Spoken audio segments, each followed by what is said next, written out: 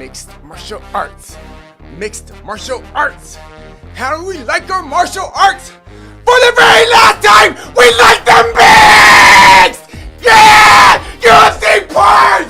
It's here, baby! The preview show! Woo!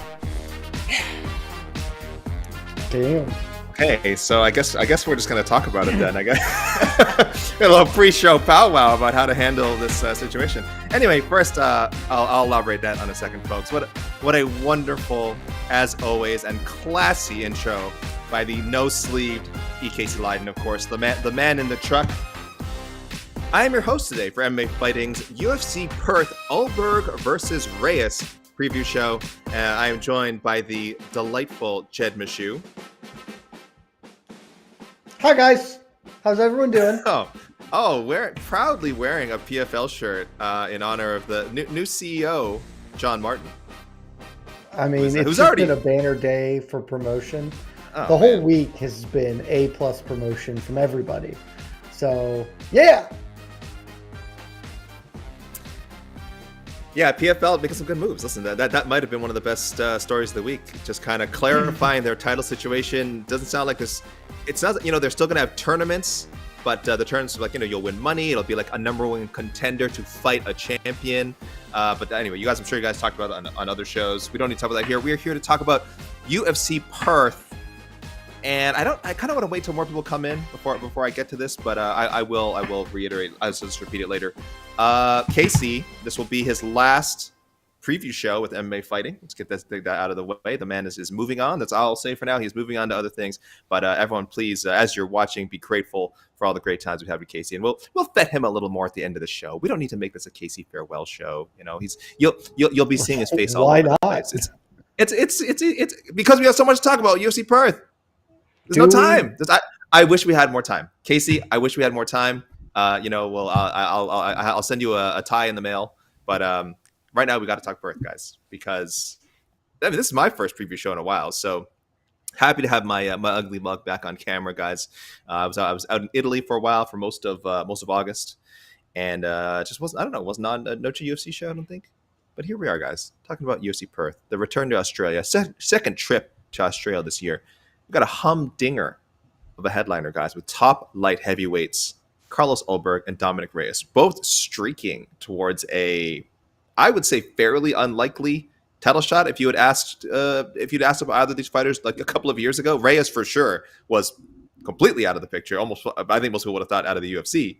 Ulberg was like coming up, but was still. I think there was a couple of wins in there, and you would have said, "Yeah, he's on his way," but is he going to make it? The time is now, people. The time is now. Saturday night's main event. The winner, not guaranteed anything. There's no guarantees in the UFC, but they'll have a very strong case. Jed, how are you choosing to rate? How are you choosing to rate this show? What system are you using for the show? Do we have the fart system loaded up, or are you not even bothering? Sir, what do you think? This is a Michelin star card? This is not a Michelin star card. They're in Australia. We talked about it on BTL yesterday. I believe this is the worst non-Apex UFC event of the year on paper. And I think there's even a credible argument that several Apex cards on paper are better. That being said, at least theoretically, there will be a crowd there tomorrow, and that always does liven things up a little more as opposed to the dead empty gymnasium that the Apex is. But, I mean, just like realistically, this is like the fart scale is pretty tough to hang here, man. This is a 2 fart card. That's just all we're looking at right now. And 2 farts is a low number of farts for a road show event. And like, even outside of just on paper, I actually do think some of these matchups might be fun or interesting. They're all replacement level is the issue, right? Like none of them are substantially more meaningful than any other like random generator fight in their divisions. But just outside of like the on paper, the energy seems weird. Like, we should probably talk about the fact that there aren't tickets being sold for this. Like people just aren't buying. They've had to slash ticket prices for this event. And that like was a talking point at the fan Q&A. Not just that, but like it felt like the fans were like when people were asking questions, they were trying to get at the heart of like, why is this bad? And they didn't want to say that because, that's combative or whatever. But like, hey man, nobody's buying the tickets or whatever. And so the energy around this event is weird. Like, hey, can you address the rumors that if Jack that if you weren't going to give us a pay-per-view event if Jack won the belt and then he won the belt and now here we are? Like, the energy just seems weird this weekend is, I guess, what I'm saying. It could be better. It could be better. We get all. It's also the timing with all this news of. Well, we had Mark Shapiro saying the other day. It just sounds like they're going to saturate the product even more. How much more money can we squeeze out of fans? We know the Paramount deal is coming up. There's just a lot of business talk. There's a lot of business chatter, and then the timing of a card like this, and yes, the apparently poor ticket sales. Sounds like prices are going down. Hard to blame people. I have one of our followers on Twitter who is keeping me updated because he's there live, and I said, and I'll reiterate this to anyone watching now: if you are in and who are listening to this on the podcast, if you are in Perth and you are there from the very first fight to the end, you are a friggin' hero. You can tag me at Alexander K. Lee on Twitter and just let me know. I will shout you out on to the next one because you are a hero. With respect, again, as always, to the fighters who are on the card, this is almost a 14-fight lineup. We just lost a fight this morning, Jed. I don't know if you saw that. Did we lose? I did not. We did. We lost a prelim. We lost a prelim fight. A pretty intriguing fight, actually. McAuliffe and Oban Elliott. That fight is off. Yeah, it sounds like Elliott had some sort of illness. That at least would have been kind of fun. Yeah, I think that would have been a fun fight. So some sort of illness for Elliott. Hopefully nothing serious. Hopefully he'll be back soon. Maybe they can rebook it somewhere else. But we are down to 13 fights, 7 prelims, 6 main card bouts. Wait, Jed, what's the other fight that registered on the fart scale? Is it Matthews Magny? Matthews Magny, I think, qualifies an above replacement level fight. I mean, Matthews on a 3-fight win streak. Both dudes have been ranked at various points in time, and Magny's not quite on a free fall, which I thought before I was doing a little research on this card this week. In my head, I was like, Neil Magny has lost his last 5 fights. He's actually just 2-3. I forgot that he did, in fact, beat Mike Malott because he was losing right up until the very last 60 seconds of that fight. And then Mike Malott had a historical failing. And then I stone blanked that Neil Magny won a fight this year. Had no recollection that he did it. And so I think, like, if Magny was still in a 5-fight losing streak, that's probably like 1.5. But he's been just a steadfast dude. I think this is above replacement level, but it's just over the bar. He is just cleared the bar of an above replacement level fight. Can we get a half for Loma Lookboonmee and Alexia Tainara? Loma is 14th in the UFC rankings, and in our rankings. She's actually ranked. Then she is a UFC. In fact. Yes. She gets a half if she's ranked. Yeah. All right. Okay, she's a UFC and MMA Fighting global ranking ranked fighter. So, and I love that fight. That fight is opening up the main card. I was only sad to see it because I like both fighters a lot, and I don't want either of them to lose. But actually, AK, you brought an important point. This is actually a 3-fart card because Luana Carolina is also ranked in the UFC rankings, and thus those two halves make a whole 3 farts. Sorry, guys. I know we're taking. That's pretty good for this card. I think more than people expected. Sorry, guys. I know we're taking a while to get to the meat of this, to get to the main event. But we should also add, this is probably the first preview show we've done where the weigh-ins are not finished yet. We've done preview shows during the weigh-ins because, of course, this is in Australia, guys. 12 in Perth specifically. Sorry, 12 hours ahead of Eastern time. They have not weighed in yet. The weigh-ins are not until 6 p.m. Eastern, 3 p.m. Pacific time. So, as I say, it's a 13-fight card. Hopefully it stays that way. But, Jed, you mentioned Luana Carolina. The thought of her having to make weight after a 12-hour trip to Australia is chilling to me. If she makes it, I shut up. And she did make weight for her most recent fight, I believe. But she's had some problems. She's had some weight misses. So right now we are talking about a 13-fight card. And by the time, if people listen to this show on Saturday, I don't know, Jed. Maybe some of these fights will have fallen off, but we will pretend, we'll be optimistic that every card fight is going through, especially the main event. My goodness, this card cannot lose its main event, Jed. It cannot. No. We cannot. We cannot have Jimmy Crute and Ivan Erslan headlining a UFC event in the year of our Lord 2025. We just can't do it. If it was Dude, then Erslan think versus about Aslan, that. Well, then that's, go I mean, that's pay-per-view. It's pay-per-view main go card ahead. fight. Think about that though. Like the fact that the UFC can't sell tickets to this thing is not a mystery. There's no No, confusion on why. It's just look at it. That's why they can't sell tickets to it. Look at the thing. And then like, God forbid something does happen and Carlos Ulberg rolls his ankle trying to step on the scale or oh my something. gosh, oh Like man. no one, this is good. I don't believe in the free market economy it's like in so much, but like this is it doing its job when people are just like, I'm not paying for that shit. I might watch it at home. I'm not leaving my house to have to go like find a place to park and deal with, I guess not deal with crowds. That won't be an issue. Like I'm not dropping $200 on nosebleed seats to watch Jimmy Crute take on Even Erslan in the main event of UFC Perth if something happens. Like this is hopefully an aberration, right? Like that this is not the new normal for, because this year certainly we've talked a lot about the quality of cards dropping off. Usually that is an apex focused argument, right? Like usually it's the apexes that are the bad cards, and because the other roadshow cards have been solid, or had a couple of things going for them.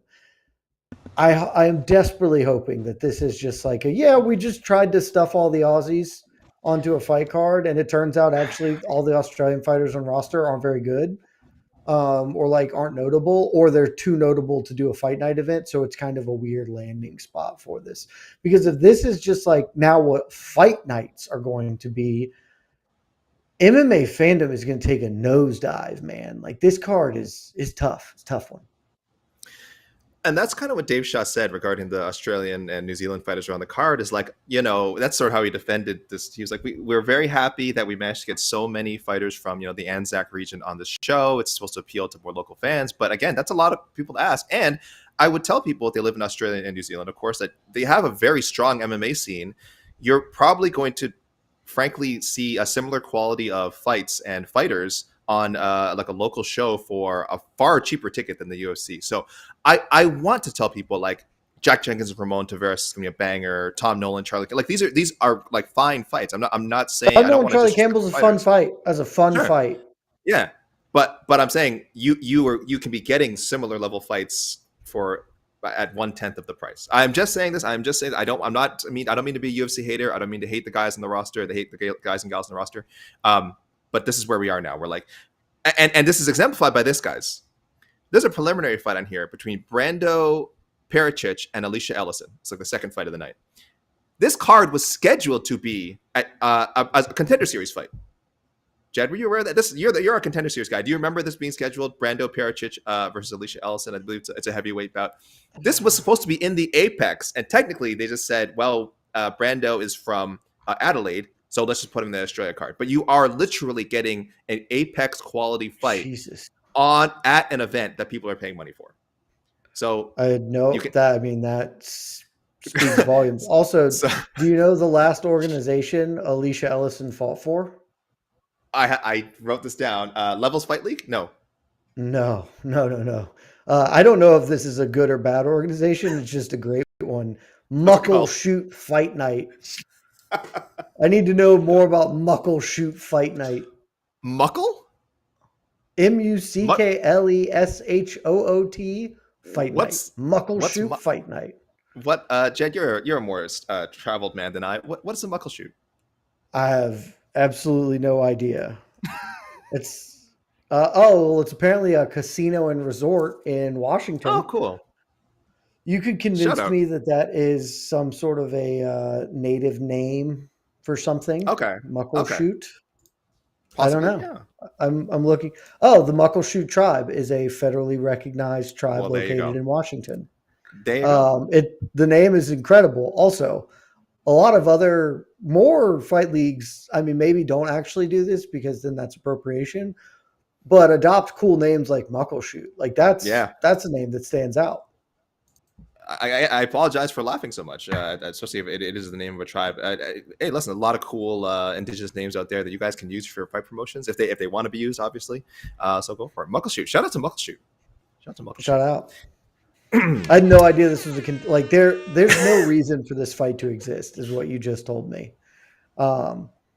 Like They're supposed to be why? fighting. They're supposed to be fighting for a contract. They Well, were that's going to the be thing. You fighting. just put it on there. Like, why did this event need 14 fights to book these two dudes? Just put them in the contender series and keep the event at 13. I guess now 12. Like that's terrible. Maybe That's really bad. That's a new low. Also, parents they should are ask. above ranked fighter Loma Luke Boonmi Oh God. and Maybe your fantasy competitor Alexi Tainara. she's gonna win. Maybe I'll say this. I don't know the full story. Maybe they're doing Brando Pericic a favor. Maybe he was like, oh, if there's an Australia card coming up anyway, can I be there? It's easier for me to travel there. My family's there, so I won't hate on it too much. But again, to the fan who's paying for the ticket, that stuff doesn't matter, right? I mean, okay, sorry guys, we kind of ragged on this card and the state of cards in general enough. Ulberg versus Reyes. What a main event! Legitimately, two top 10. It's a great main fight. Great fight. It's a very interesting fight. I don't know if it's great, but it's very interesting. I love the matchup. Two 34-year-old light heavyweights. And again, light heavyweight has essentially become like heavyweight now. So 34 is like you're in your prime as a light heavyweight. Like I know people are like, oh, they're a bit on the older end. I'm like, well, kind of. But I feel like light heavyweight is now a division you can probably fight comfortably to until like your late 30s and still be really competitive. And these two are pretty standout physical specimens, if I do say so. Dominick Reyes, of course, has always been touted, former football player, someone who's very athletic. We've seen him. We've seen his fighting style. And if you guys watch Carlos Ulberg too, maybe not exactly a nonstop action fighter, but you watch him move, you watch him spring around the cage, you watch him control distance, you watch that jab of his, and you're like, oh yeah, this is a really pretty strong athletic dude. Very similar measurements. I think they measure out exactly the same. I think they're both about 6'4", like 77-inch reach, something like that. On paper, everything seems really close. And yeah, I think we feel like we know a lot more about Reyes than we do about Ulberg. So,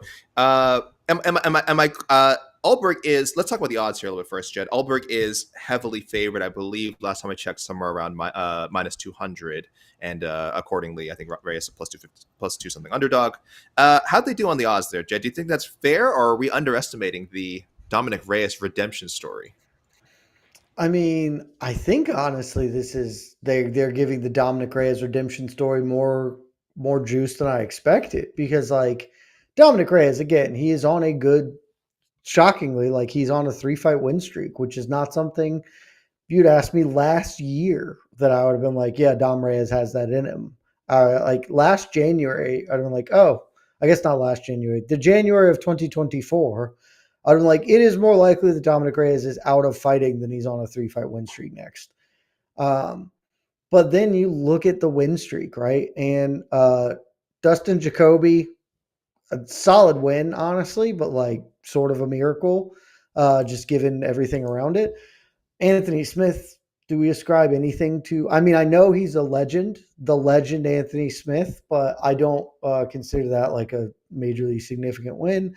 And Nikita Krylov, which is a good win, is starting to look like less of a good win, considering Krylov also got blown up by Bogdan Guskov in his most recent fight. And so it might be that Krylov is just now on the downturn. Meanwhile, Carlos Ulberg, I know he did not.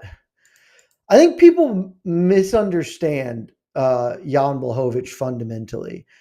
And it's his fault because he did a really good job of branding legendary Polish power as if that's a thing. It's not a thing, because Jan Blachowicz is not like a preeminent knockout artist. He knocked out Dom Reyes, right? But like his whole career has mostly not been about him being this like super powerful puncher. He's super well-rounded, very solid defensively, and just a hard guy to fight. Like the only dude who's fought him easily is Glover, but everybody else has played hell fighting him. He's a tough dude to look good against.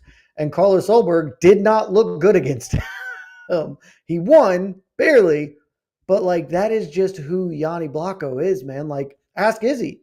Everybody thought Izzy was going to beat him. And then it's just like, actually, no, this guy's a really hard guy to fight. And so I think people, Carlos Ulberg has all this steam behind him, even if maybe it's not, the Volkan Oezdemir fight wasn't the most exciting either. And so he's kind of like petered out this momentum as far as the fan base is concerned. And Dom Reyes is such a good story. I kind of think that I'm surprised at how slight the odds are here, because it would be a great thing for Dom Reyes to come in and truly like put a capper on this redemptive arc and make it back to a title fight. I am deeply uncertain that's going to happen, AK. I don't know about you, though. But the pieces are there. The pieces are there. Before I elaborate on this further, I want to just point out a comment from Eben Craft, who says, Jan beat Reyes and became champ at 37. Glover became champ at 42. So these guys aren't even, I was saying they're in their primes. Not even in light heavyweight. You haven't even hit your prime yet. It's the best days are ahead for Dominick Reyes and Carlos Ulberg. But yes, let's talk about that more, Jed, the Dominick Reyes. You say it's unlikely, but let's say puts on a good performance on Saturday. Either wins, a fun decision, or knocks Carlos Ulberg out. Could happen. Let's say that happens. Then, of course, next week we have the light heavyweight title fight, the rematch between Magomed Ankalaev and Alex Pereira, and on that same card, Yuri Prochazka and Khalil Roundtree. Now, presumably, I guess if Ankalaev wins, he would fight whoever is the winner between Prochazka and Roundtree. But if Pereira wins, then they wouldn't have him face Yuri and Roundtree so soon. I don't think they would get Ankalaev an immediate rematch either, right? No one wants that trilogy right away. So theoretically, couldn't Reyes sneak in there? Even though he and Pereira are, I think, friends and also have trained together, I think they would fight for a title. I don't think that'd be an issue. So can you see that scenario unfolding, or are you saying you don't think Reyes is going to win? You don't think Pereira is going to win? Like, all of this is just way too theoretical. I think it's unlikely that scenario unfolds for a very separate reason, because I think if Dom Reyes wins, he might not fight for the belt next, but his next fight is for the belt, right? Like, because if Magomed does beat Alex a second time, there's no reason the UFC would go, let's do Magomed versus Dom Reyes, like Yuri Prochazka or Khalil Roundtree. Both are more popular fighters than Dominick Reyes. Both probably are more deserving fighters in like a sense of the word deserve. And so whoever wins that fight would get the Magomed Ankalaev matchup. It's a fresh match. It's sort of a classic, here's how you book light heavyweight. And I suspect if Magomed Ankalaev wins, that's what happens. But when that does happen, Dom Reyes weighs in as the backup. And, if Yuri wins, but Yuri gets hurt and has to sit out for a while, Dom slides in. Same for Khalil. So I think in the world where Magomed Ankalaev wins, Dom Reyes is fighting for the belt. Maybe not next, but his next fight. He will not fight again. He will just fight for the belt.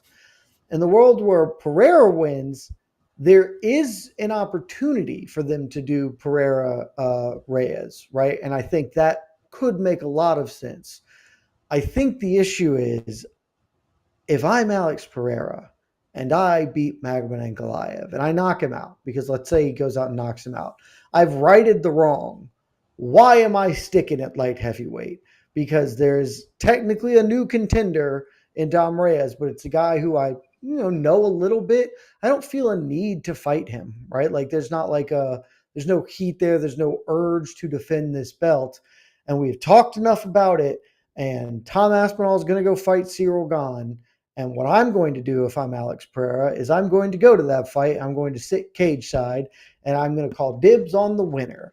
And so if that happens, then Dom is fighting for the belt, but he's not fighting Alex Pereira. He's fighting Yuri Prochazka or Khalil Roundtree for the vacant belt, and Magomed Ankalaev gets next up. So I do not think it is likely that Dom Reyes fights Alex Pereira next for a myriad of reasons, but it could happen. And certainly he should be rooting for Alex to beat Magomed Ankalaev if he comes out victorious on Saturday.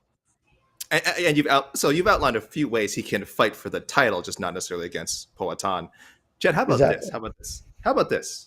These fighters, Ankalaev especially, they take some time between fights. UFC White House, Jed, is coming up. I don't know if you heard about this. Coming around June. It's about nine-ish months from now. It's a long Looks like time. that's when they're going to have the White House event.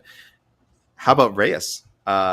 how about Reyes fighting for the title on that card? If Ankalaev is successful, let's say he beats Pineda next week and Pineda just moves out of the division.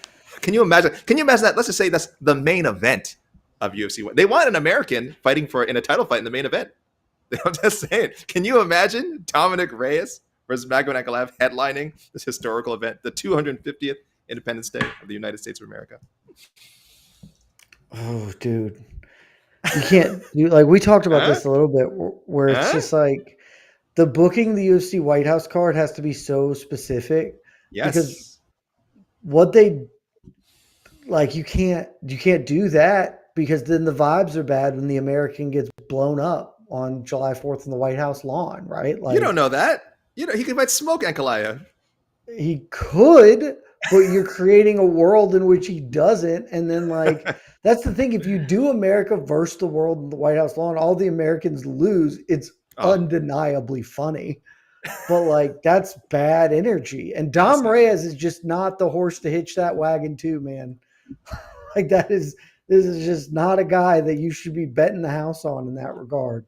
So, no, I think it's more likely it's Alex Pereira, Tom Aspinall than it's Dom Reyes versus Magomed Ankalaev at UFC White House. I don't want to wait that long for Alex Pereira, Tom Aspinall, but it does make sense. They would. I mean, it's really not that far away. Next June is going to be here before we know it. And yeah, hopefully you guys get a great card down there in Washington. But I don't know, man. I don't know. I don't want to turn this to UFC White House show. The thing just thinking about it. Makes We're going to have 9 months to do UFC White House shows, and we will. Because what else we got going on? Guys, follow our White House stream on MMAfighting.com. You want all the White House stories? We got a little story stream, guys. I think you can click on something and all the White House stories will pop up.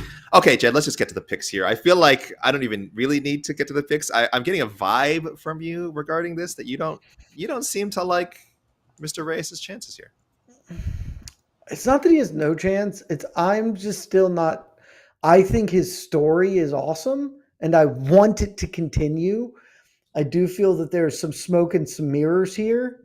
And my concern is, like, Carlos Ulberg here's the thing. Carlos Ulberg can get blown up, which is so, like, you can't, I would never bet the house on it. But, like, Kenny Nunchucks knocked out Carlos Ulberg, you know? Like, Kenny Nunchucks ain't the best dude.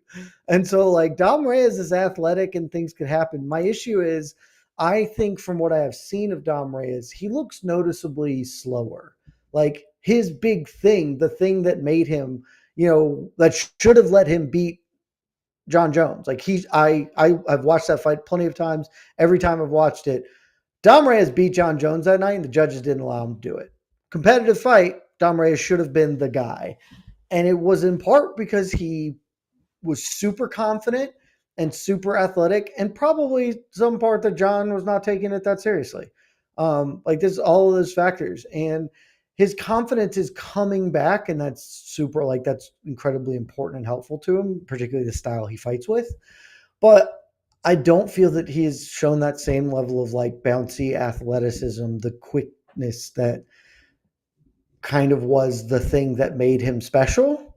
And that's a problem, right? Like, Carlos Ulberg is not the most athletic guy, but his style is much more built around not being the most athletic guy, but being, working his skill set.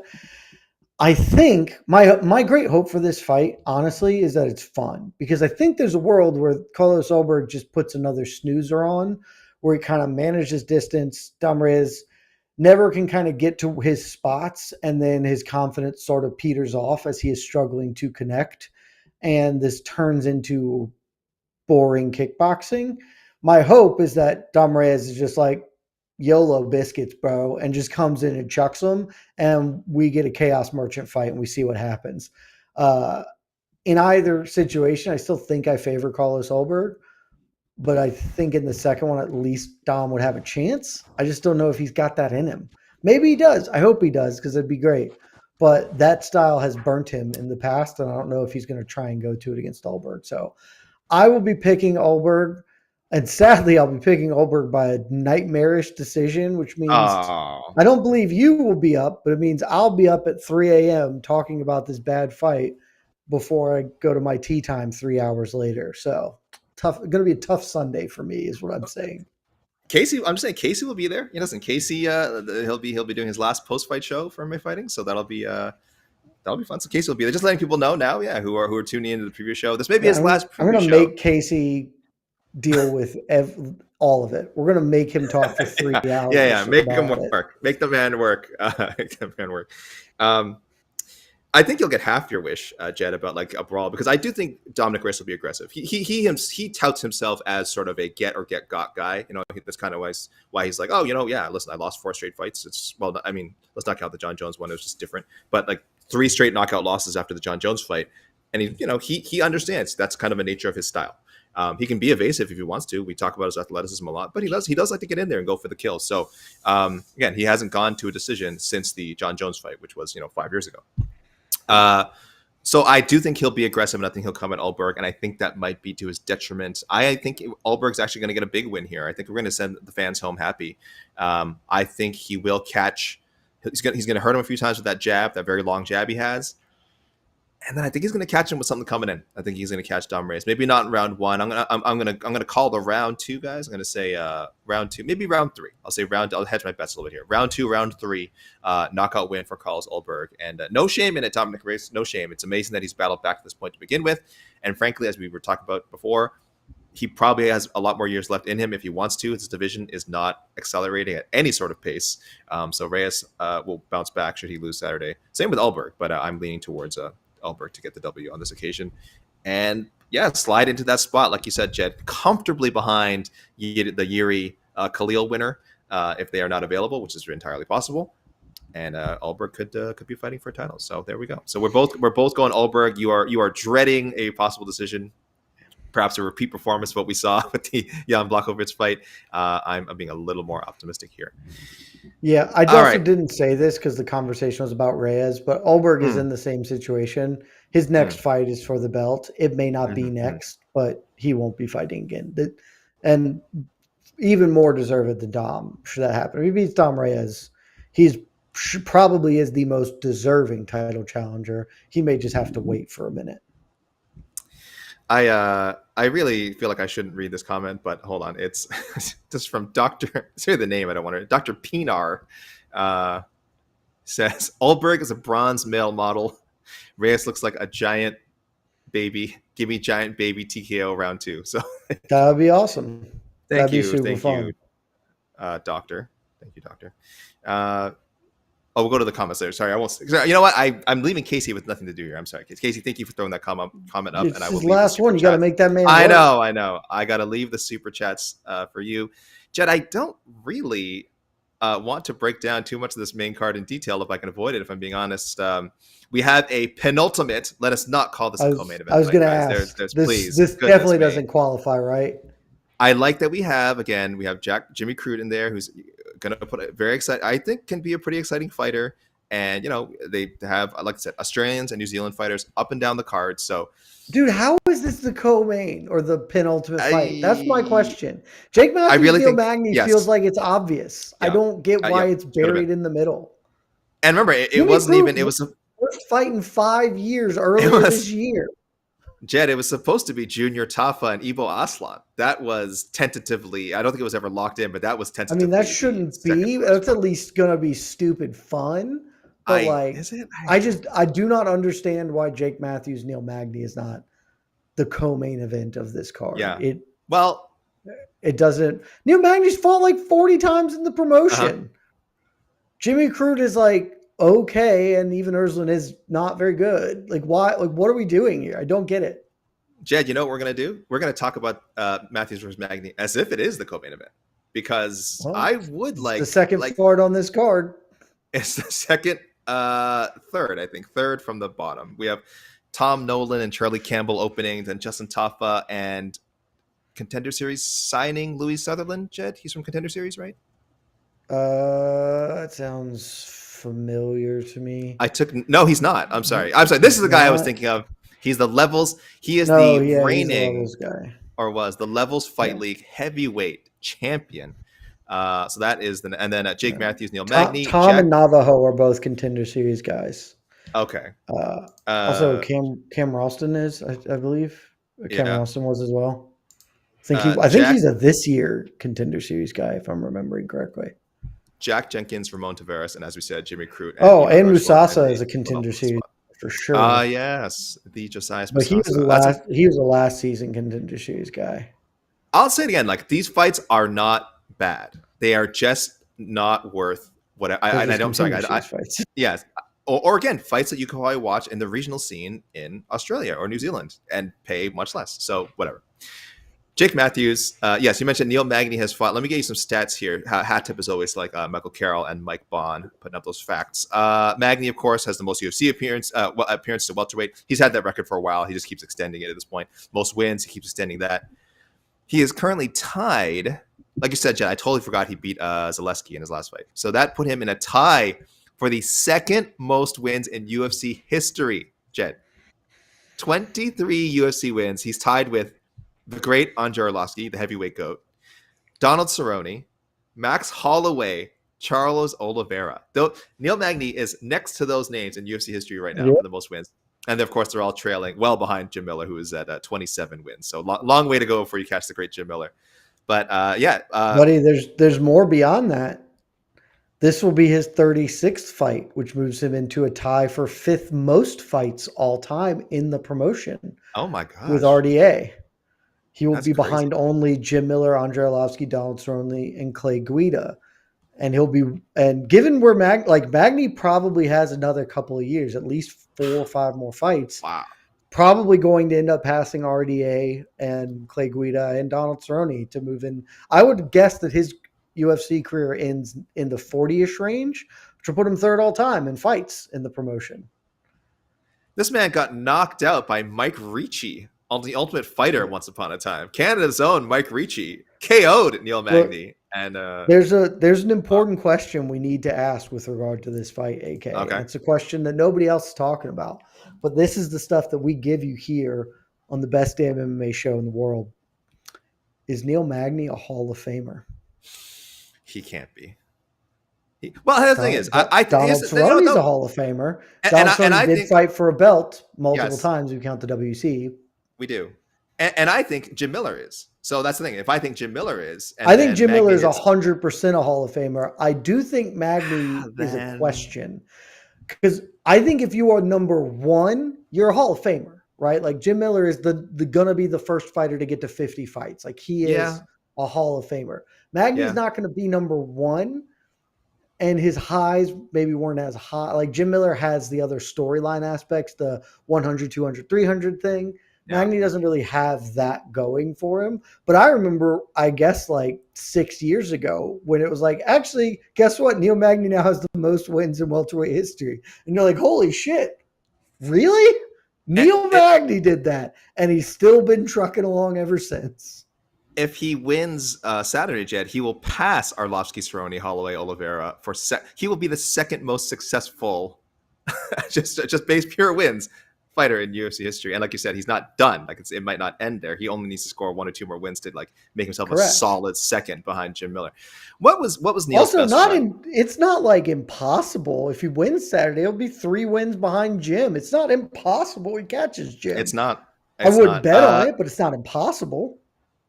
Neil's best run was back in 2014, 2015. He won 7 straight fights and 10 out of 11. He beat guys like Tim Means, Alex Garcia, who was very good at the time. None of those wins aged well, though, bro. I just looked at it. Hold on. Alex Garcia was very good at the time. I like Alex Garcia. Tim Means is a good. Gaston Umalatov is not a bad win either at the time, but like, Hun Gyu Lim is really tall. Okay. Eric Silva is Eric Silva. God. You know, Gastelum. You know what this year is, AK, right? This was the year he won 5 in a row and tied the record for most wins in a year. Crazy. I think he's. But like this was his apex run. He lost to Damian Maia, who fought for a belt. He lost to Lorenz Larkin, who's one of the most underrated fighters of the generation. Lost to RDA, who's champion. Like this was a great run. Like he has been very good. He's been a top 10 guy for a very long time. Now he's no longer that, but he's still a top 25 guy. And at some point, I don't think he's going to get in, but it's an interesting question because he also doesn't have like a fight of the night that you could, cheat him in there. Like there's nothing like Well, that. one of our commenters, AZ Ray Videos, is suggesting the Magny Lombard fight. Now, I remember that being an amazing comeback for Magny. It won I fight of the don't night. remember. I don't It remember the did win fight fight that of the well night. though. Would it be good enough to go into the Hall of Fame? I'd have to watch it again. I do remember it as an all-time great. Like, Lombard obviously still had so much hype behind him at the time, and then Magny just did. I don't know if it was the first time Magny did this, but it was like one of the many times he was like, just outlasted someone. I don't know. I don't know if that will sneak in there. I still think he can get on his own. You talked me into it, Jed, because if Jim Miller gets in, Magny's credentials by the end will be very outside of. Oh no, sorry. Cerrone's the one who fought for. Jim Miller never fought for a title either. Jim Miller never You can fought talk for me a into it. title. Keep in I mind, think he's like, I think he is, and honestly, he will probably be mad at me if he ever sees this clip, but I think that he's exactly what he is. He is the perfect gatekeeper for the Hall of Fame. His career, he has been a gatekeeper to the stars. He is the gatekeeper to the Hall of Fame career. You need to have a better career than Neil Magny to get in, and he is the man manning the ropes to the Hall of Fame is Neil Magny. Because I don't think he gets in. I don't necessarily think he deserves to get in. Deserves, obviously, a very loaded word there. I think you can make a case, but it's not the strongest case. And so he is exactly the litmus test, the gatekeeper of the Hall of Fame. Wins above. We need Wanham wins above Neil Magny. That is your new gauge. For you, all you stat nerds out there, how many we are treating him as the replacement I player. need your career to be above Neil Magny. You need to have fought for a title, or do you need to have something that gets you? You need a fight of the year, because I think that he is just outside of it. Like Donald Cerrone got in, but I think at the time Cerrone, was getting in, one, beloved by the promotion, two, I think he had the records and then Jim Miller took them from him subsequently. So unless Neil Magny and he's 37, 38, like theoretically he could hang around another 4 years and just pass Jim and then he's in. But if he retired tomorrow, I think he is the line. Dr. Pinar is saying he's had a lot of long decisions, not known for barn burners. Hey, listen, that's another record he holds. Most UFC decision wins, guys. 14. Does he have most minutes? Who's got most minutes? I think Frankie. I think Frankie had it for ever. Yeah. Because Frankie just fought almost exclusively in 5-rounders and almost exclusively went to the cards. I'm about to look up the stat leaders thing here. Yeah, man, I didn't even think about it, but yeah, I like Magny for the Hall of Fame. I like that, but you guys got to keep in mind. I'm trying to think of things to talk about for this freaking card. Go ahead, Chad. Go ahead. Neil Magny is number 5 on total fight time. He is significantly, frankly, behind Rafael dos Anjos, who is closing in on 9 hours of fight time, which is so much fight time. Max Holloway. Yeah, Max is going to end up with that record. He's only he's less than 20 minutes behind RDA. Frankie did not quite eclipse the 8-hour mark. Finished 2 minutes and 50 seconds short of the 8-hour mark. Jim Miller and then Neil Magny is number 5. He is just a few minutes ahead of Clay Guida, though he'll obviously put some distance behind him. So the top 3 were all guys who were champions and fought in a lot of championship fights and had a lot of 5-round fights. Correct. And then Jim Miller, who has the most fights, and then Neil Magny, and then Clay Guida and Andrei Arlovski. It's a lot of these are similar, of the most fights, most wins, fight time. It's just who fought the most, because you're going to get to build stats the most. I hope someone's tuned in 5 minutes ago and it was why are they talking about Neil Magny so much? What's going on? What's happening? Because there ain't much else to talk about at old UFC Perth. Is he beating your boy Jake Matthews? By the way, 3-fight win streak. Kind of put one together. This is guy, and this is another guy who could be knocking on those. He's 31 years old. He's fought in the UFC 22 times. We've seen him grow up in the UFC. He's one of those guys. He was 20, I think 21 years old when he came off of The Ultimate Fighter, The Smashes, an excellent season of The Ultimate Fighter that nobody has watched. Yeah, and he was like, oh no, sorry, I'm so sorry. Ultimate Fighter Nations. I'm sorry, he was on the Nations. Canada. How embarrassing! Comments, don't clip that, Who please. did, who did That's he very lose embarrassing. to? AK, Who did he the lose to chosen on the son of your Ultimate Fighter people. Nations? Chad Laprie. No, Elias Theodoro. No, Chad The Laprie. chosen son of your people. Come on, the Uh, Canadian gangster, Olivier wait. Oh, Aubin-Mercier. oh, he did. Oh, okay, that's right. But OAM didn't. Oh, he. I'm sorry. OAM lost to Chad Laprise in the final. That's right. That's right. This is accurate. I remember this now. Okay. Embarrassing, guys. Embarrassing. This isn't. It's not my. I'm emotional. I'm emotional. Casey's leaving. I got a lot of. I got a lot. I got a lot going on up here. I'm emotional about Jake Matthews fighting my boy, finally doing it. And possibly if you. Chad, you are famous for your. What was it? He beat Filo. Who did he beat? It was Andre Filio, and me and Filio. Chino And he looks Shadi spectacular. Like, that guy's fighting for a belt. That was his. That was guy his. is fighting for a belt. That was his Cody Garbrandt, Dominic Cruz moment. Where like if you watch that one fight, you were like, "This is one of the best pound for pound fighters in the world." Like he was styling. He was. He looked so good, and then the next fight, he just fought a big dude and lost. It was such a bummer. Reality struck. Dude, the Simmelsberger loss is so tough for him because like the rest of his losses are like, okay, he lost to Sean Brady. Sean Brady might be the best welterweight on earth. Probably not, but he might be. And so like that's fine to sort of get ragdolled by Sean Brady. Everybody gets ragdolled by Sean Brady. Michael Morales is gonna fight for a belt in the future, like young, super talented guy. Those are fine losses. Losing to Matthew Simmelsberger was just like, that dude was just big. Like he was just a big guy and you just lost to a big dude. It's super weird. Even weirder, how many people did Matthew Semmelsberger beat after beating Jake Matthews? I'll tell you, Jed. 0. One? Oh, Zero. He beat. I knew he lost Jake Matthews. Next one, but I thought he won one in there before the losing streak turned him out. 4 straight losses. I'm pretty sure no longer on the UFC roster. So yeah, that was such a weird loss for Jake Matthews. By all accounts, Jake Matthews is a better fighter than Matthew Semmelsberger, except for the fact that they fought and Matthew Semmelsberger and it clearly was won. Not competitive. It wasn't particularly competitive. Okay, Jed, let me talk about the prelims here for a second. We have Navajo Sterling and the controversial Rodolfo Bellato. Did not gain a lot of fans in that fight with Paul Craig. People did not like that no contest.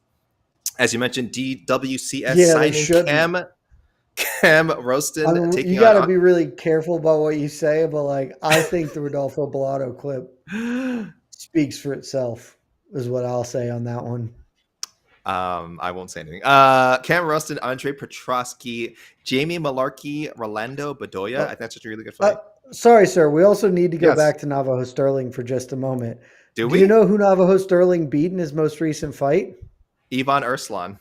Co-main eventer, like what the shit is going on with this Jed, card? Jed, I don't understand what's happening. When you put on a fight of the year candidate like Navajo and Ivan did last time, I mean, you could have put it they really should just run it back and made that the co-main. I think I don't get why Ivan Urslan is in the penultimate fight of the evening. Like maybe the least deserving fight on this main card, and certainly on the prelims, many more deserving. Jimmy Crute is supposed to finish him in the first round. That is what's supposed to happen, Jed. Jimmy Crute, that doesn't have to exist in the co-main. You can put that anywhere on the main card. I don't get it. I'm very confused. I wish somebody asked that question. Dave Shaw, explain to me why this is happening. Well, it's part of a longer business strategy. It's all going to make sense. We're really happy to be here in Perth. Jamie Malarkey, Rolando Bedoya, bantamweight Colby Thickness, of course known as Alexander Volkanovski's training partner, taking on, the highly touted Josias Musasa. Women's bantamweight bout, the debuting Michelle Montague, hailing from New Zealand, facing Luana Carolina. Montague was pretty highly touted when she was fighting for a PFL tour. So we'll see. I'm kind of curious how she does against Dredd here. And then a heavyweight bout between Brando Pericic and Alicia Ellison, as I told you guys, was supposed to happen on Contender Series last month, and became a main card fight somehow. The prelim fight on a roadshow. And then the fight that I'm actually genuinely looking forward to, top 15 strawweight Loma Lookboonmee against Alexia Tanara, who I think she's really can be really good. But this is a really tough fight for her second UFC fight. But just annihilated Molly McCann last time, sent her into retirement. So there we go, guys. That is your 13 fight card. Jed, How did I any rate Ainara as a contender series prospect? I'm trying to remember how I viewed her. I don't think I thought she was great. Jed, any one fight, main card or prelims, any other one fight you really want to talk about here? I mean, you can say no. Not in particular. I will just do a quick rundown of like the Navo Sterling Bellato fight kind of sucks, but Navo Sterling is legitimately an extremely good prospect, and a good prospect at 205 is rarer than, I don't know, unicorn hair. So like something to watch. Will probably kill Bellato. I think Tom Nolan, Charlie Campbell's gonna be really fun. I am priced into Tom Nolan at this point, even though he's not going to remotely be as good as I thought he would be coming off Contender Series. He has some clear limitations, but that'll still be fun. I am most interested in Hazias Musasa, Colby Thickness, I think, of the prelim fights, just because like I know Hazias lost his UFC debut against Carlos Vera. Monster upset, right? Like one of the bigger ones statistically. And I'm interested to see how he comes back from that, because he is talented, but like very raw. I comped him to Derek Lewis in my Contender Series breakdown. It's like, and apparently he does not have the Derek Lewis jiu-jitsu doesn't work gene. So we'll see how that works against Colby Thickness. But he can be super fun when he's fun, and we'll see. Yeah, again, I still genuinely think, like, from an action standpoint, forget the fact that I get it. Most people aren't familiar with the names on this card. You're going to get some good action. Like, this will be a solid. There's some decent action fights. Louis Sutherland, Justin Tafa is either going to be over in 43 seconds or it's going 15. So it's either going to be fun or the worst thing you've ever seen with your eyeballs. It's just rough on paper. We have 3 light heavyweight fights, 2 heavyweight fights, and a women's bantamweight fight. So that's 6 fights from the 3 worst weight classes in MMA. That's tough. Though again, I would not count the Ulberg Reyes fight. I think that's gonna be a good fight. Though you are also afraid that what we saw with the fight could suck. I hope it doesn't. I don't think it will. It's entirely dependent on whether Dom Reyes is fun or not. If Dom Reyes, starts to not have success and shells up, it's going to be terrible. If he's just like YOLO, it'll be fun. And by the way, as much crap as I've given the Pericic Ellison card for being on the card, hopefully we get a finish. Pericic never gone to round 3. Ellison never gone to round 2. So, but then again, sometimes just get to, we've seen a lot of heavyweights who are like, oh, all first round finishes, and then they get to the UFC and it's like 3-round decision in their first fight. It's a whole different thing. But I am confident that fight will not go the distance. Don't put your money on it, guys. Don't put your money on any fight on this card. Would really be my strongest advice. You're feeling really strong about that Dom Reyes story, because like I said, he's a pretty sizable dog. Casey, I think we can go to the questions, man. I think we've let the people wait long enough to see your beautiful face again. There it is, guys. Yes, for anyone just tuning in, look at it. Oh my God, you're gonna make me cry just looking at you, and for different reasons than usual. Casey, wow. This is his last. Wow, this is Casey's. What? Wow. This is Casey's last preview show. He is moving on to other things. I will leave it to him, guys. You follow him on Twitter, TikTok, Instagram. He's a Threads guy, bro. Casey. Oh, Threads. Sorry. The Threads. Blue Sky. Threads is kind of sucking it now too. So I might just be a guy you have to see in the street and yell at me. Truth you heard it here first. Find Casey in the streets. Casey's a big Truth Social guy, so he'll be on there. Yeah, he'll be dropping it. If you want to know where what Casey's next move is, you got to follow him on. If you want to know the truth, he writes in all caps. He's an all caps guy. Yeah, he's an all caps guy. But yes, thank you, Casey. We love you, Casey. Casey, I don't want to say that. I love you. I'm comfortable enough as a man to say I love you. Don't speak for me. Yeah. Or the opinions of like the opinions regarding Casey Leiden on the of Alexander Kaley do not reflect the opinions of Jed Meshew, MMA Fighting, or Fox Media. So I apologize for that, for making it seem that way. Good work. But yeah, I've been working with Casey Casey. We've been working together for almost 8 years. I think 8 years, actually over 8 years. I should say now. 8 years. I was saying at one of the meetings we had earlier. I met you in person. At the Mayweather-McGregor tour in Toronto, the stop in Toronto. Don't remember it. And I it's the greatest day of my life. And I had not joined MMA Fighting yet. I think the paperwork was still in the works or something, or there was a plan for at some point to have me join later. But I was like, oh, I met Ariel, and Ariel introduced me to you and Esther, and it was a whole thing, and it was very nice. It was a very nice moment, and and we've only grown closer since. And I think of the people on the staff, I've probably met you the most in person. I think, which is not a lot. I haven't. I visited you in your home country multiple times. Yes. Where was that? We saw each other in Toronto, of course, Calgary. Yeah. Calgary. Vancouver? Vancouver? Probably Vancouver. Yeah. Edmonton. Did you say Edmonton? Yeah, Edmonton. Yeah. Winnipeg? Wait, is Winnipeg a city? No, I don't think I once. Okay. I once illegally came. It is a city. I once illegally came to the United States to work, Detroit. Wow. I think we worked together then. That was great. That was sexy. Look that one up, guys. You want to see a young? Yeah. You want to see a young? How did you illegally come to America? Did you? I didn't hire a illegally come to coyote? America. No, I think we had some work. Are there visiting. Canadian American coyotes? Anyway, watch, guys. Whatever that card. They Did had you in go Detroit, over the Niagara Falls in a barrel? Is that how I you did go got over the in? Niagara Falls in the barrel. That's how I got anything to see Casey and Esther. That's what I said, and Ariel. So, let's not get emotional, but it's gonna be sad not having our man on the rankings panel, one of our wild cards in the rankings panel. Man, our rankings panel is just going to be so normal now. I'm going to have to step up you're still involved, Jed. You're still involved. I'm going to have to step up my wild card game. Me and AK were asking, like, now that I'm out of the rankings panel, what random fight, not random fight, which fighter is going to make the biggest jump or maybe the biggest drop? Or the biggest drop, yeah, because... Look, it's like that Always Sunny bit. Every group needs a wild card, and I will fill that void. I'll have a little bit of a stroll down memory lane closer to the end. But Casey, let's get to the. Oh, sorry, Chad. Unless you want to say something to Casey now, you can also save it to the end of the show. No, I'm good. Well, are you going to be on the show? Casey. You're doing post fight tomorrow, so you can shed your tears. I will not be on post fight. So this is really my last time to talk to this man on camera. And legally, I can't talk to you again. They said. Yeah, but yeah, HR told me it's an HR violation. It's an HR violation. Yeah, I'm not allowed to actually talk to you again. Okay, let's get to some questions. Questions. Maybe comments about you. Maybe I see a lot of nice comments about you, Casey. Feel free to feel free. I see a couple haters in there. I like it. Yeah, that's who really motivates. That's you. me and my bonus. That's who motivates you. Yeah. First, we got a super chat from Johnny Ray. John Ray, what is up, man? Thank you for the super chat. AK, we will never see Ryan Hall versus Ilia Topuria now. I know, what a shame.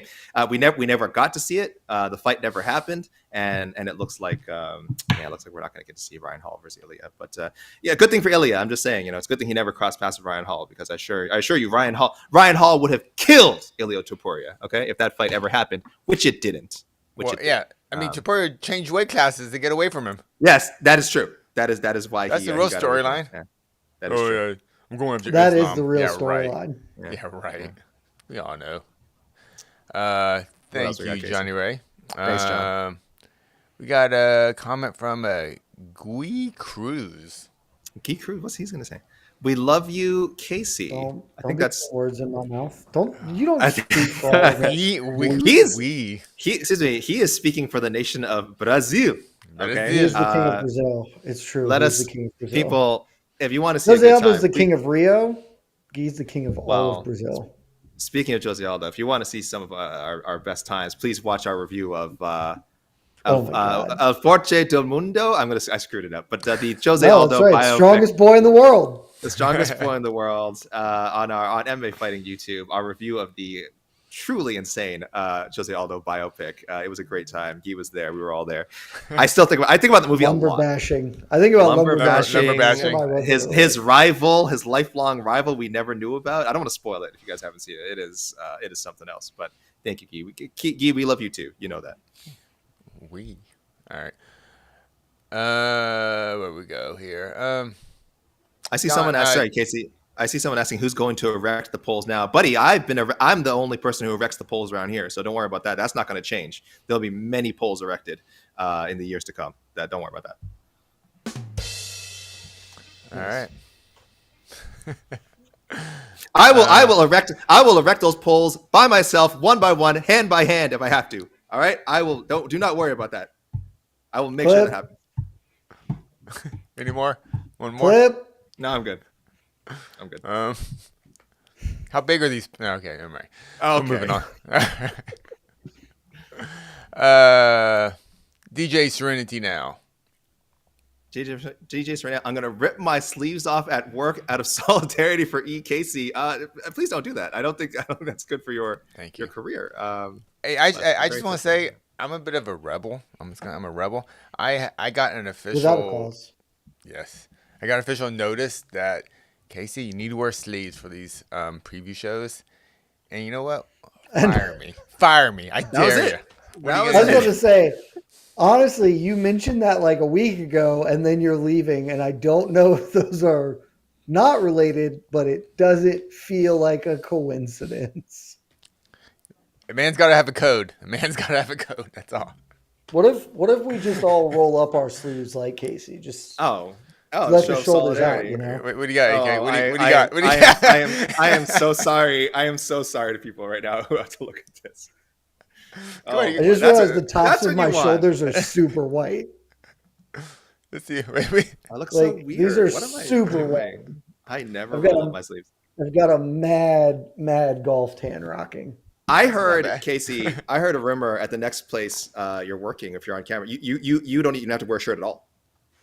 It's in my contract. This is what I heard. Yeah. It's in my contract. I heard. You'll find out more when I. Well, it's because the next Monday. place he's working is PFL. He's going to challenge for the featherweight title. Now that they have one featherweight title, he didn't want to challenge for maybe the Bellator featherweight belt. He just wanted. Now there's one belt. One belt. Yeah. Now that was Mr. New PFL CEO, he streamlined it. Like, okay. I understand it now. I'm in. I'll sign the contract. I'll sign the contract. Casey, wherever you go, I just want to see too much ambiguity. Yeah. No shirt. No shirt. Champion. I don't know. No shirt coming out to Tops Drop. Tops Drop. That's a song. That's a song. Tops Drop. Oh yeah. Fat Pat. And Let's go. Fat Pat, and then just nips out. Casey, I see another super chat. All right. From Super Simi Noob. Thank you, Super Semi Noob. Massive respect to the baddest stash in the game, no question. Undisputed. I don't think anyone would argue with that. And again, guys, listen. Keep them coming in, but also please tune in to the post-fight show. I think the Q&A. I think you guys will do a Q&A, guys. You got plenty of Casey to come, but I do want to be entirely Casey related. It's gonna be a Casey and A. Some people might not be watching all the shows tomorrow. So if you're only watching today's show, definitely get your comments in for Casey now. We're very grateful. It's been a good run. Jed, do you have a favorite Casey memory? Oh, favorite Casey memory. I do remember my favorite Jed memory is when we were in Atlanta and he saw Jake Paul's mascot people, whatever it was.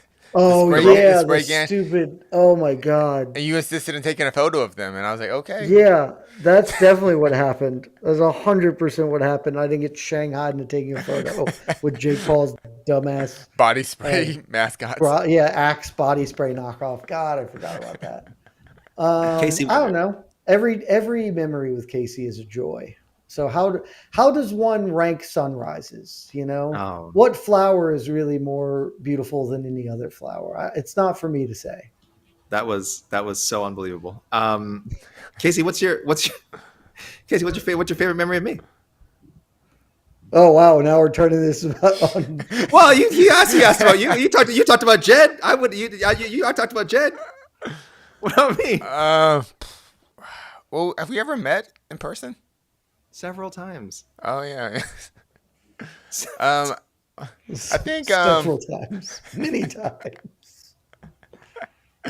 I think getting bit by mosquitoes with you, me, and Sarah Kaufman out in Calgary, so good. Doing our little post show, and we're like, just your general. I just love your general Canadian politeness. You know what? Thank you, Jim. The stereotypes are true. Now, you know what? Now, because the show's gone a bit long, so I probably shouldn't extend this too much longer. But I will get to the point of I did want to say, obviously, I think, Jed, I'm surprised you didn't bring up the time we saw Casey fight online. The time we watched Casey I was actually about to So- say, honestly, maybe my favorite memory of Casey was only loosely involved in. We weren't talking with Casey, like it wasn't like us hanging out, but No. So we were all watching online.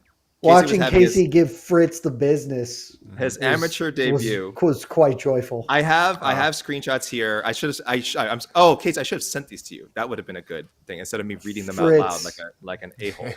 Should I send these? Do you want me to send these screenshots to you right now? Go for it. Do you want to do this? Do you want this? Okay, hold on, guys. Sorry, you guys about to see a little magic here. I'm going to send these to Casey real quick. How do I do this, guys? How do I do this? This is live. Are you contacting IT right now? I'm having to get them off my phone. But yeah, suffice to say, you didn't prepare this at all. What are you doing? I did not. Casey, how long ago was your fight now? 3 years or something. How many years? Two and a half years. That's not too long ago. Yeah, that's not too long ago. I don't know. In my mind, I imagined it longer, but okay. Yeah. Casey, I'm going to send these to you now. Hopefully, you get them in order. Okay. See if you can get these out. There are screenshots of our conversation. We'll put them up, and I will read some of them out once we get them up there. But yeah, if you guys remember, Casey fought. He did the one amateur fight. 30-24. You didn't 30. You actually 30-24 in him, right? Well, I don't believe so, but that's what should have been. It should have. That's what we were saying. I mean, I only got I'll give him a 10-8 the first round, and then I will 10-9 the first round, and then 2 10-8s. I will never forget. You got punched right away. You closed almost the distance instantly. You got hit so hard, and I thought. I thought Casey got knocked out. You didn't react at all, like you just ate it. But I was like, but when I heard it, I was like, oh my gosh, Casey got rocked. Like Casey got rocked. My memory of that is like I didn't realize how loud punches were because they hit me like right here and it was like right by my ear. And I was like, I think it was the sound that really kind of shocked me more. I was like, oh, that was loud. Okay, I'm a wrestler. I'm trying to see. Okay, guys, if you just Google Casey Leiden fight or Casey Leiden fight, you will have both. You'll have several things. You'll have. I think we did a little fight diary. I know you guys filmed a lot of your lead up to the fight. The fight itself, you can find it's my first MMA fight. Casey, you didn't even put your name in it. It's just my first MMA fight on Twitter, on YouTube. Excuse me, on your personal channel, and also you talked about it on the MMA Hour with Ariel when he was here, and you did a little segment talking about your first fight. So guys, look at that up. Just so Casey Leiden fight and see all the stuff. It was a crazy moment. I remember it was so crazy. So he's just working on getting those. So here we go. Okay, so this is how it started. Holy shit. This is really happening. Hell yeah. Jed saying for his next one, we're all flying out and beating our chest and getting unreasonably lit. And then I shared the David Putty, of course, from Seinfeld. As Casey got full mount. After getting rocked, he very quickly got a takedown and got to full mount. We were freaking out. The Slack messages were just flying. Casey, do you have the next one? Do you got more? I wanted to go. Oh, one of the comments in IG, if you guys watch the live chat, when did Khabib start producing for MMA Fighting? That is how he looked. The rounds are very fast, as Jed mentioned. Damon wanted to see some elbows. Wanted to see Casey dropping some elbows on this poor guy's face. Shaheen Al-Shadi, who was with us at the time, since we got round one. Jed, Fritz needs a stoppage. Casey won that one 10-2. I don't think that the system works that way, but it was a very impressive first round. What happened next, Casey? Guys, pardon my language. I said, yo, he is fucking Khabib. Multiple entries. This is wild. Yeah, Casey wasn't just doing like single leg, hang on to a single leg against the fans. No, Casey was like changing levels. Jed got mad. I didn't get mad. Because the guy grabbed the fence. Mike Heck, my best friend, called him a cheating little shit. Fritz is actually very nice, by the way. Fritz is a super nice guy. So we were just joking. Man, I'm trying to survive. Damon called us straight up mauling. You guys can see the comments here. Trying. Casey was really dominating this fight. It was incredible. I think there's 2 more screenshots. I think. Yeah. 2 more. 1 more. 2 more. Oh, here you go. New York Rick was here. Somebody hit the Papaka Photoshop. I don't know if we ever did that. We should have put the Papaka on you. Jed, 1 more takedown's all we need. Yeah, this is the 3rd. I was freaking out. I couldn't wait for Casey to read all the stuff we were writing about him. Jed, Casey has got to be fucking exhausted. Wrestling that hard is the worst thing in the world. Damon saying Casey is from Dagestan. And then what was our last set of messages here? One more. I wanted Casey to make the fight as boring as possible. Wall install. Jed, Casey stone cold beating ass. This is the effing best. I don't know why I'm saying effing. I've been swearing the whole time. This is the fucking best. Knees to the body. Jed said, I don't know if I've ever had more fun watching a fight. You spoke for all of us, Jed. Shaheen, it's over. LFG, GG, and then Jed saying, easy 30-24 for Casey Leiden. And that's where 30-24 Casey was born. Dude, What a time. I was so mad I didn't get the Devon flu, and then I looked at the footage. I was like, oh, I saw what I did wrong. I was squeezed in. I was like, why isn't this working? It's better though. Yeah. It's better to be Mr. 30-24 than Mr. Von Flu. People are saying one more. Oh, Shaheen Al knew. My Casey's minus 275. Look what Michael Heck said. Look at that. He knew. Ooh. Yeah, you would have been a favorite against Patty.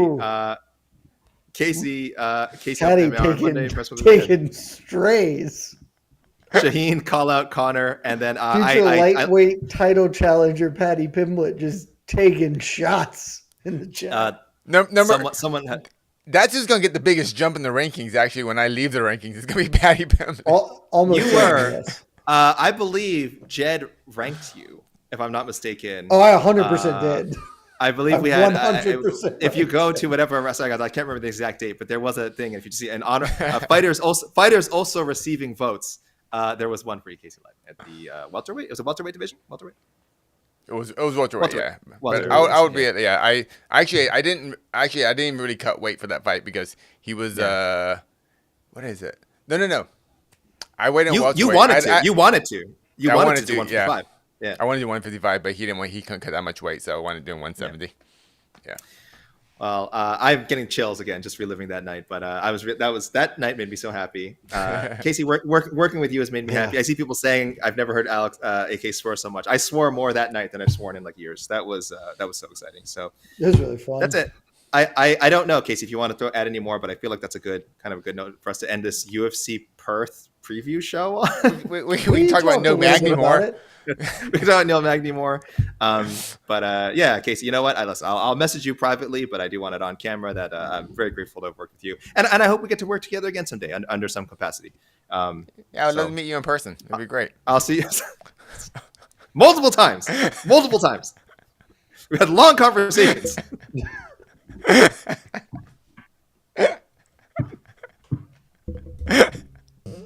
Hit the music. Just hit the music. Hit the music. Hit the music. All right, everyone. Thank you. That is of course the great Casey Leiden. That is Jed Meshew. Jed, sorry, go ahead. Rude of you to leave on AK's birthday like this. Happy birthday. Yeah, I know. Happy birthday, AK. This is your day, AK. This is not about me. It's about you, AK. Happy birthday. Happy birthday. This is the worst birthday ever. This is the worst birthday ever, guys. But I'll get it. I will work my way through it. And we'll do better best tomorrow. Of luck. Yeah, Casey is going to go on and do amazing things. You guys know it's Casey. Follow Casey. Follow him. Follow him. Like in the streets. Just walk around behind him. Yeah. See you guys. Peace out, everyone. Peace out. Love y'all. And you, Casey. It's me.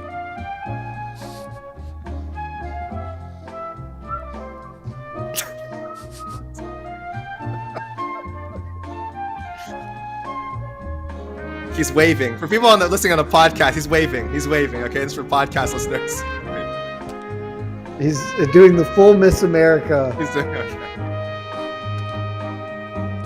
That's great. Don't go. We love you, Casey. You're the best. Where did all these people come from? Oh my gosh. Casey.